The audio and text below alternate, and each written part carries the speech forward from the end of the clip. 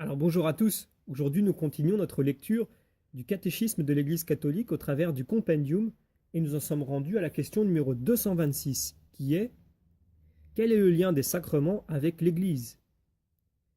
Eh bien, le Christ a confié les sacrements à son Église. Ils sont de l'Église en un double sens. Ils sont par l'Église, parce qu'ils sont action de l'Église, qui est le sacrement de l'action du Christ, et ils sont pour l'Église, en ce sens qu'ils édifient l'Église.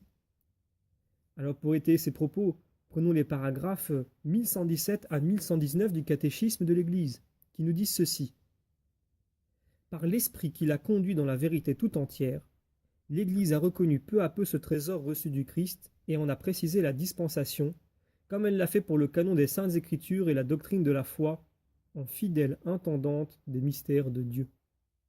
Ainsi l'Église a discerné au cours des siècles que parmi ces célébrations liturgiques, il y en a 7 qui sont, au sens propre du terme, des sacrements institués par le Seigneur. Donc les sacrements sont de l'Église, en ce double sens qu'ils sont par elle et pour elle. Ils sont par l'Église, car celle-ci est le sacrement de l'action du Christ opérant en elle grâce à la mission de l'Esprit Saint, et ils sont pour l'Église. Ils sont ces sacrements qui font l'Église, nous disent saint Augustin et saint Thomas d'Aquin, puisqu'ils manifestent et communiquent aux hommes, surtout dans l'Eucharistie, le mystère de la communion du Dieu amour, un en trois personnes. Formant avec le Christ tête, comme une unique personne mystique, c'est ce que nous dit Pie XII dans son encyclique Mystici Corporis, l'Église agit dans les sacrements comme communauté sacerdotale, organiquement structurée.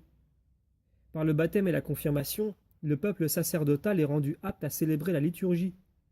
D'autre part, certains fidèles, revêtus d'un ordre sacré, sont établis au nom du Christ pour paître l'Église par la parole et la grâce de Dieu.